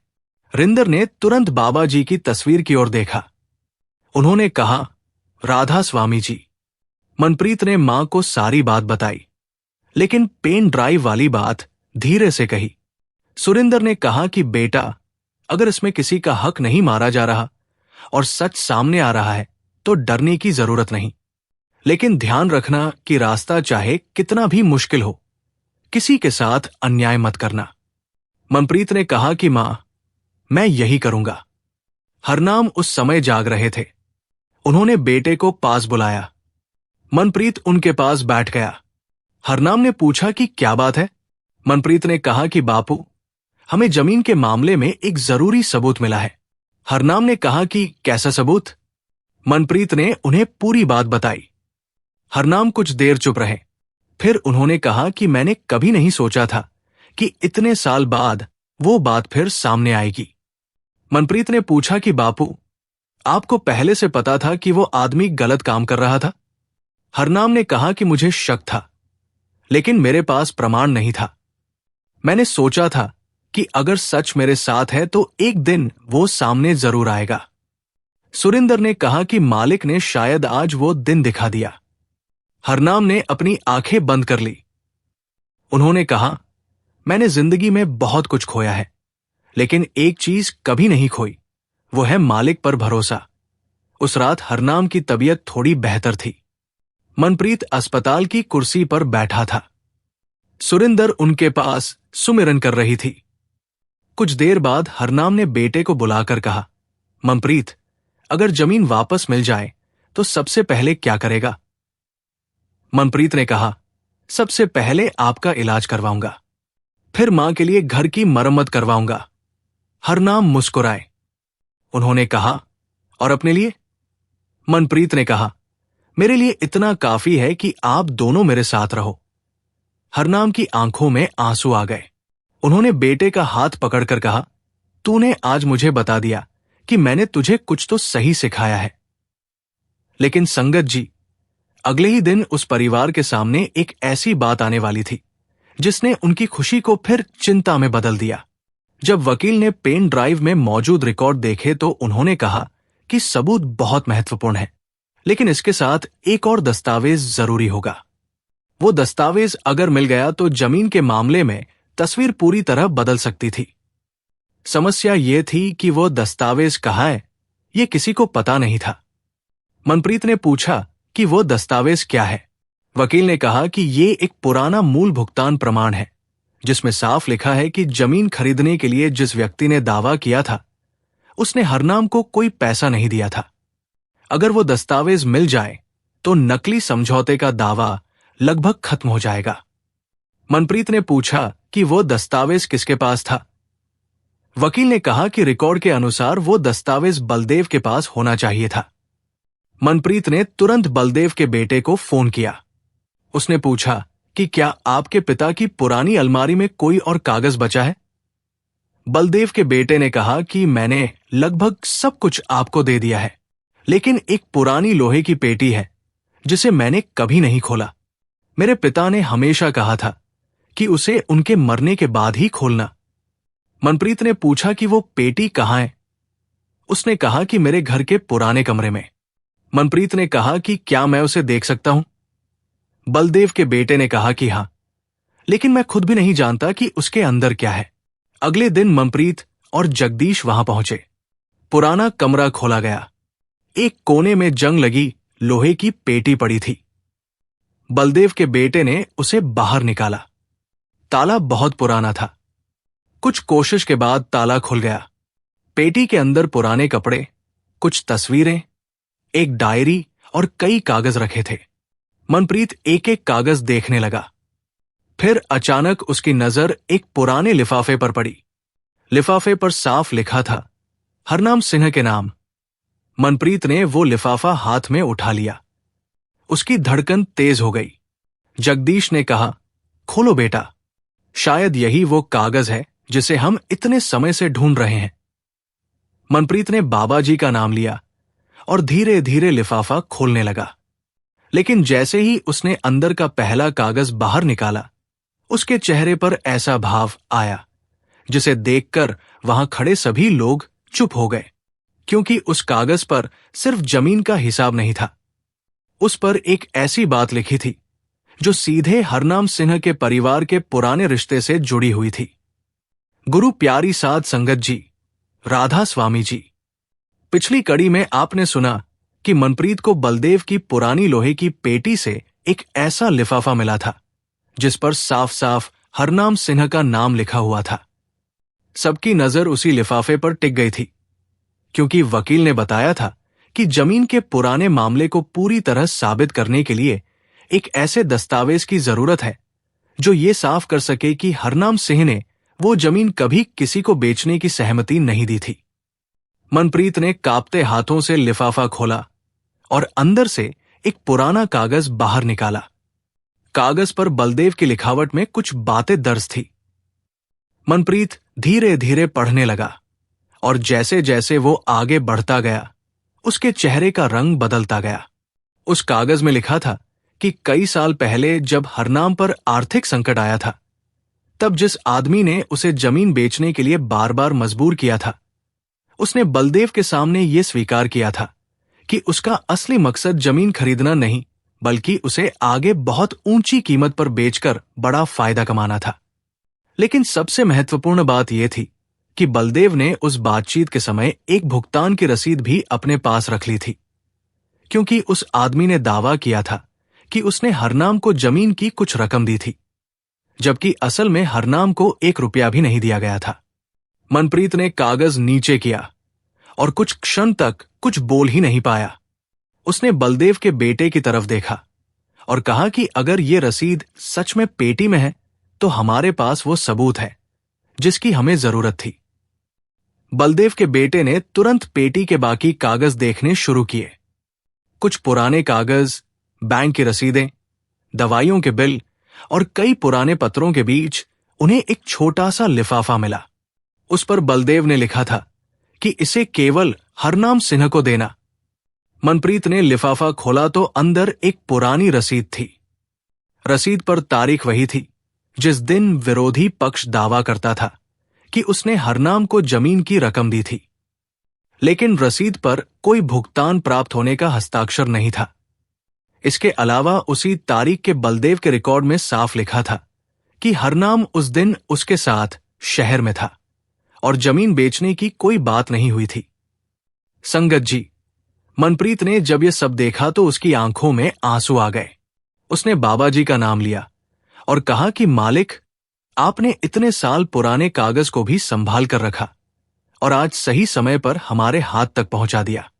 जगदीश ने उसके कंधे पर हाथ रखा और कहा कि बेटा, कभी कभी मालिक हमारे लिए रास्ता बहुत पहले बना देते हैं, लेकिन हमें उस रास्ते तक पहुंचने में समय लग जाता है।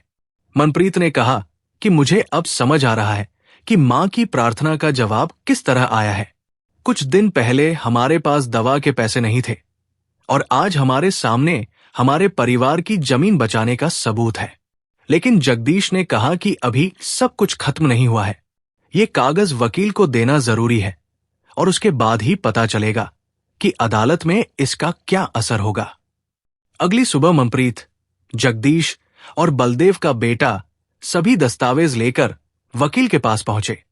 वकील ने रसीद, बलदेव की डायरी, पुराने रिकॉर्ड और पेन ड्राइव में मौजूद जानकारी को ध्यान से देखा।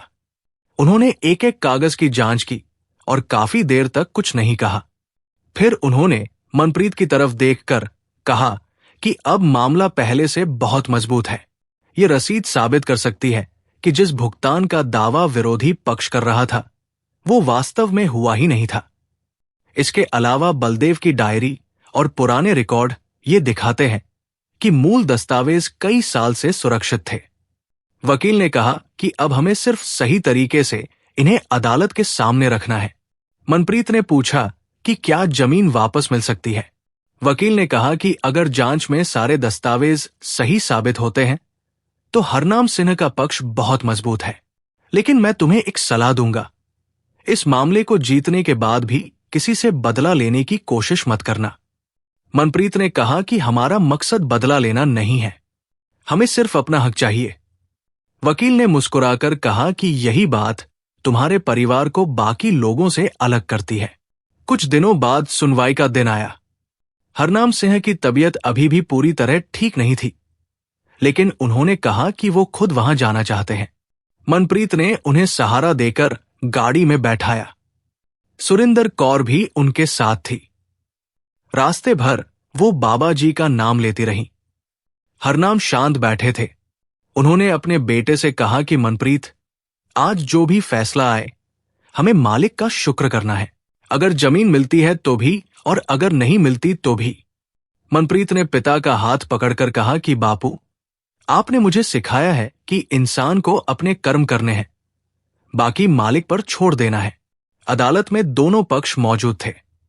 विरोधी पक्ष ने वही पुराने दस्तावेज पेश किए जिनके आधार पर वो जमीन पर अपना अधिकार बता रहा था। लेकिन इस बार मनप्रीत के पास बलदेव के सुरक्षित रखे हुए मूल कागज थे। वकील ने एक एक करके सभी दस्तावेज सामने रखे। उसने भुगतान की पुरानी रसीद दिखाई और बताया कि जिस तारीख को भुगतान होने का दावा किया गया है उस तारीख की कोई वैध भुगतान रसीद मौजूद नहीं है। फिर बलदेव की डायरी और अन्य रिकॉर्ड पेश किए गए। मामले की गंभीरता देखते हुए दस्तावेजों की विस्तृत जांच करवाई गई। जांच में धीरे धीरे सच सामने आने लगा। विरोधी पक्ष द्वारा पेश किए गए एक पुराने दस्तावेज में हस्ताक्षर और तारीख को लेकर गड़बड़ी मिली। विशेषज्ञ जांच में यह भी सामने आया कि कुछ लिखावट बाद में जोड़ी गई थी। अब स्थिति पूरी तरह बदल चुकी थी। हरनाम सिन्हा का दावा मजबूत होता जा रहा था और विरोधी पक्ष की कहानी कमजोर पड़ती जा रही थी। सुरिंदर कौर अदालत के बाहर बैठकर बाबा जी का नाम ले रही थी। उनके हाथ जुड़े हुए थे और आंखों में आंसू थे। मनप्रीत ने मां की तरफ देखा तो उसे वो रात याद आ गई जब घर में खाने के लिए भी पर्याप्त राशन नहीं था और मां बाबा जी की तस्वीर के सामने बैठकर रोते हुए कह रही थी कि मेरे बेटे को टूटने मत देना। आज वही बेटा अपने परिवार के लिए खड़ा था और उसके सामने धीरे धीरे सच सामने आ रहा था। कुछ समय बाद फैसला आया। हरनाम सिन्हा के पक्ष में जमीन का अधिकार स्वीकार कर लिया गया और विरोधी पक्ष के दावे को गलत दस्तावेजों के आधार पर किया गया दावा माना गया। अदालत ने पुराने रिकॉर्ड और दस्तावेजों की वैधता को स्वीकार करते हुए हरनाम के नाम जमीन का अधिकार कायम रखा। ये सुनते ही मनप्रीत कुछ क्षण के लिए बिल्कुल शांत हो गया। उसे विश्वास ही नहीं हुआ कि इतने सालों से जो जमीन उसके परिवार के लिए सिर्फ एक पुरानी याद थी, वही आज उनके लिए सहारा बन गई थी। सुरिंदर कौर ने दोनों हाथ जोड़कर ऊपर देखा और उनकी आंखों से आंसू बहने लगे। उन्होंने बस इतना कहा, बाबा जी, आपने लाज रख ली। हरनाम सिंह की आंखें भी भर आई। उन्होंने मनप्रीत को अपने पास बुलाया और कहा, बेटा, आज मुझे जमीन मिलने की खुशी से ज्यादा इस बात की खुशी है कि तूने मेरी बात रख ली। तूने किसी का गलत हक नहीं लिया और किसी के सामने अपना ईमान नहीं बेचा। मनप्रीत ने पिता के हाथ अपने माथे से लगा लिए। उसने कहा, बापू, ये सब आपकी सीख है। लेकिन संगत जी, कहानी यही खत्म नहीं हुई थी। घर लौटने के बाद मनप्रीत ने सबसे पहले अपने पिता का इलाज करवाया। जमीन का एक छोटा हिस्सा बेचने के बजाय उन्होंने फैसला किया कि जितना संभव हो जमीन को बचाकर रखा जाएगा और उसकी आमदनी से घर का खर्च चलाया जाएगा। मनप्रीत ने अपनी मजदूरी भी जारी रखी। उसने कहा कि जमीन मिल गई है तो इसका मतलब ये नहीं कि मेहनत छोड़ देनी चाहिए। बाबा जी ने रास्ता दिखाया है, अब हमें उस रास्ते पर सही तरीके से चलना है। कुछ महीनों में हरनाम सिंह की तबीयत भी पहले से बेहतर होने लगी। वो अभी भारी काम तो नहीं कर सकते थे, लेकिन घर के आंगन में बैठकर बेटे को काम पर जाते हुए देखकर खुश होते थे। सुरिंदर कौर के चेहरे पर भी अब वो पुरानी चिंता नहीं थी। घर की दीवारें वही थी, पुराना दरवाजा वही था और बाबा जी की तस्वीर भी उसी जगह रखी थी। लेकिन उस घर का माहौल बदल चुका था। जहां पहले हर रात रोने की आवाज आती थी, वही अब सुबह सुमिरन की आवाज सुनाई देती थी। जहां पहले मनप्रीत खाली जेब लेकर घर लौटता था, वही अब वो मेहनत की कमाई के साथ घर आता और मां मुस्कुराकर उसके लिए खाना बनाती। जहां हरनाम को लगता था कि वो अपने बेटे पर बोझ बन गए हैं, वही अब वो बेटे के साथ बैठकर भविष्य की बातें करते थे। एक दिन सुरिंदर कौर ने मनप्रीत से कहा कि बेटा, तुझे वो छोटी सी रसीद याद है जो तुझे बारिश वाली रात रास्ते में मिली थी? मनप्रीत मुस्कुराया और बोला कि मां, वो मैं कैसे भूल सकता हूं। सुरिंदर ने कहा कि उस रात मैंने बाबा जी से कहा था कि अगर मेरी प्रार्थना उन तक पहुंची है तो कोई निशानी देना। अगले ही दिन वो रसीद तेरे हाथ में आई। फिर उसी रसीद के जरिए मेडिकल स्टोर वाले बलदेव के परिवार से हमारा संबंध जुड़ा। फिर बलदेव की डायरी मिली, फिर लोहे की पेटी मिली, फिर वो रसीद मिली जिसने जमीन का सच सामने ला दिया। मनप्रीत कुछ देर चुप रहा। फिर उसने बाबा जी की तस्वीर की ओर देखकर कहा, मां, शायद यही सद्गुरु की कृपा होती है। वो हमारे सामने पूरा रास्ता एक साथ नहीं खोलते, बस एक छोटा कदम दिखाते हैं और कहते हैं कि चलो, आगे का रास्ता मैं दिखाऊंगा। सुरिंदर कौर की आंखों से आंसू निकल आए। उन्होंने कहा, बस बेटा, यही विश्वास कभी मत छोड़ना। संगत जी, इस पूरी घटना के बाद मनप्रीत के मन में एक बात हमेशा के लिए बैठ गई थी कि सद्गुरु की कृपा का मतलब ये नहीं कि इंसान की जिंदगी में कभी मुश्किल नहीं आएगी। मुश्किलें तो आएंगी, परीक्षा भी होगी और कई बार ऐसा भी लगेगा कि कोई रास्ता नहीं बचा। लेकिन अगर इंसान अपना कर्म साफ रखे, किसी का हक न मारे और सच्चे मन से मालिक का नाम याद करे, तो वो अंधेरे में भी अकेला नहीं होता। हरनाम सिंह के परिवार ने अपनी मुश्किलों के दिनों में यही किया था। उनके पास पैसा नहीं था, बड़े रिश्तेदारों का सहारा नहीं था और कई बार उन्हें लगा कि अब सब कुछ खत्म हो गया है। लेकिन उन्होंने किसी का हक नहीं छीना, उन्होंने झूठ का सहारा नहीं लिया, उन्होंने गलत समझौता नहीं किया। उन्होंने सिर्फ मेहनत और विश्वास को पकड़े रखा और फिर एक एक करके ऐसे लोग उनके जीवन में आते गए जिनके बारे में उन्होंने कभी सोचा भी नहीं था। बलदेव ने सालों पहले उनके कागज संभाल कर रखे, उसके बेटे ने वो जिम्मेदारी आगे निभाई। जगदीश ने पुरानी बात का सच सामने रखा। सुरेश ने अपने डर के बावजूद वर्षों पुराना सबूत परिवार को सौंप दिया। और सबसे बढ़कर सुरिंदर कौर का वो विश्वास बना रहा जो उन्होंने उस रात बाबा जी की तस्वीर के सामने बैठकर रखा था। संगत जी, शायद यही वजह थी कि जिस घर में रोज रोना होता था, उसी घर में एक दिन रोने की वजह बदल गई। पहले आंसू मजबूरी के थे, फिर वही आंसू शुक्राने के बन गए।